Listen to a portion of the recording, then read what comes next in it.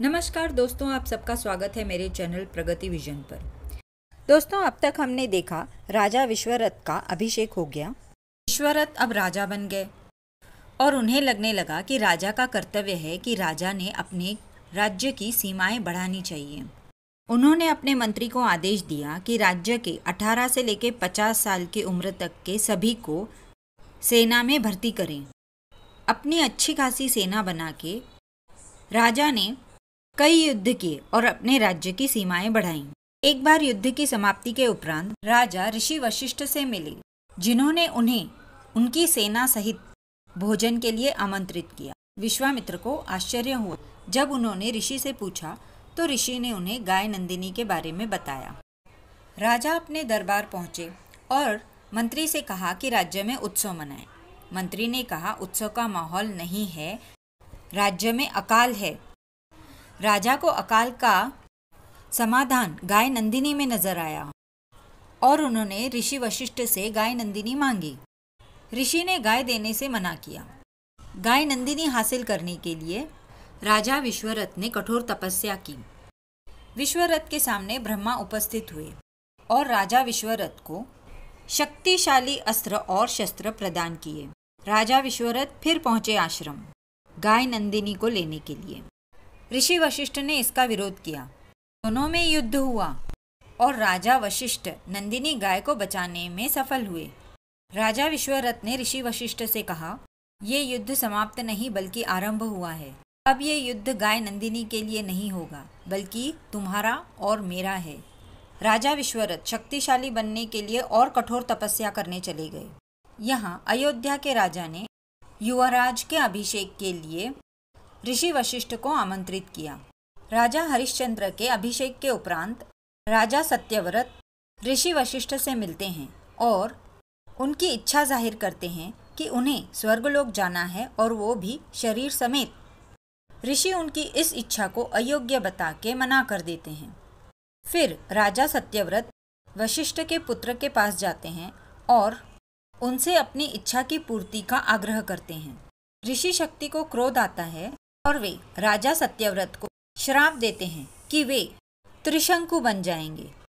और राजा सत्यव्रत त्रिशंकु बन गए और वन वन भटकने लगे और अपनी शरीर के साथ स्वर्ग जाने की इच्छा पर विचार करने लगे। और यहाँ विश्वरथ क्षत्रिय ब्रह्म ऋषि बनने के लिए कठोर तपस्या में लीन हैं।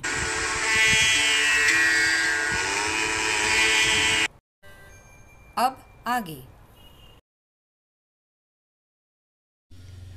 काफी समय से विश्वामित्र अपनी कठोर तपस्या में केंद्रित हैं। तपस्या इतनी गहरी कि उसकी गूंज अब त्रिलोक में सुनाई देने लगी।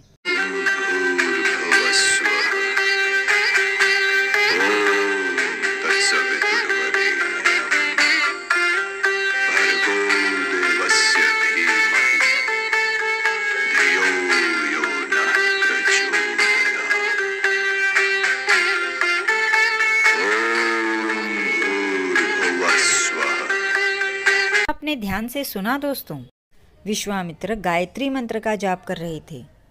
और क्या आप जानते हैं, गायत्री मंत्र विश्व को विश्वनाथ की ही देन है। तो गायत्री देवी प्रसन्न कैसे न होंगी भला। गायत्री देवी प्रसन्न हुई और विश्वरथ को अपने दर्शन दिए।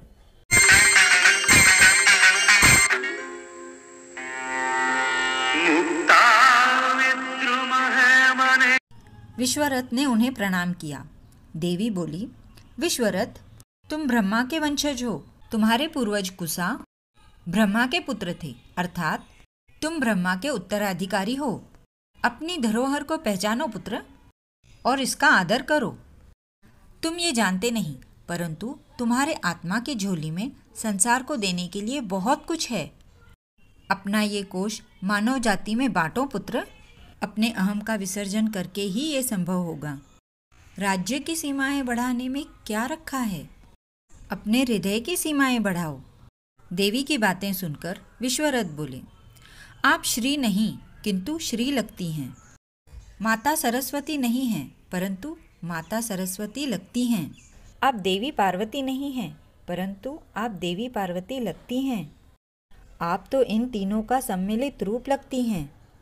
ब्रह्मा विष्णु महेश की अद्वितीय शक्तियाँ व अद्भुत ज्योतियाँ भी आप में दिखती हैं। मेरा इससे बड़ा और सौभाग्य क्या होगा कि मैं सभी अपार शक्तियों के सम्मिलित रूप को आज प्रत्यक्ष देख रहा हूँ। गायत्री देवी बोली, तुमने मुझे रचा तो नहीं, परंतु प्रकट अवश्य किया है। तुमने आज संसार को सुख, शांति, संपत्ति का वरदान दिया है। तुम्हारा वरदान मैं हूँ। जब तक तुम क्षत्रिय थे, विश्वरथ कहे गए थे, परंतु अब तुम ब्राह्मण हो गए। तुम्हारे गायत्री मंत्र के जप ने मुझे गायत्री मंत्र रूप प्रदान किया। जाति, धर्म, वर्ण, स्त्री, पुरुष, देव, मानव सभी इस मंत्र का जाप करके पावन हो सकते हैं, सुख और शांति प्राप्त कर सकते हैं। सृष्टि को दिया हुआ तुम्हारा ये वरदान है। इससे तुम विश्व के मित्र हो गए। अब से तुम्हारा नाम विश्वरथ नहीं, विश्वामित्र होगा। दोस्तों, अब आपकी समझ में आया होगा राजा विश्वरथ विश्वामित्र कैसे बने। ये नाम उनको देवी गायत्री ने दिया है। गायत्री मंत्र हमें विश्वामित्र से मिला है। आगे देवी बोली कि विश्वामित्र को समस्त विश्व आदरपूर्वक याद रखेगा। विश्वामित्र को आशीर्वाद देते हुए देवी बोली, सद्गुणो भव, शांतो भव, आदरणीय भव। इतने में फिर विश्वामित्र ने देवी से विनंती की कि ब्रह्म ऋषि भव भी बोल दीजिए माते। तो माता ने कहा, ये वर तो स्वयं ब्रह्मा भी तुम्हें नहीं दे सकते। ब्रह्म ऋषि का स्थान वर द्वारा नहीं प्राप्त किया जा सकता पुत्र। और अभी तुम ब्रह्म ऋषि होने के योग्य भी नहीं हो, क्योंकि तुम अपनी तपस्या का फल चाहते हो। मोह के माया जाल से निकलने का प्रयत्न करो और कर्म का मार्ग पकड़ो। इतना कह के देवी गायत्री वहाँ से चली जाती हैं। तो दोस्तों, ब्रह्म ऋषि बनने का आशीर्वाद विश्वामित्र को देवी गायत्री से नहीं मिला। तो अब आपको क्या लगता है, विश्वामित्र ब्रह्म ऋषि होने का हठ छोड़ेंगे या आगे और तपस्या करेंगे? जानेंगे अगले एपिसोड में। तब तक आप लाइक, शेयर और सब्सक्राइब ज़रूर कर देना।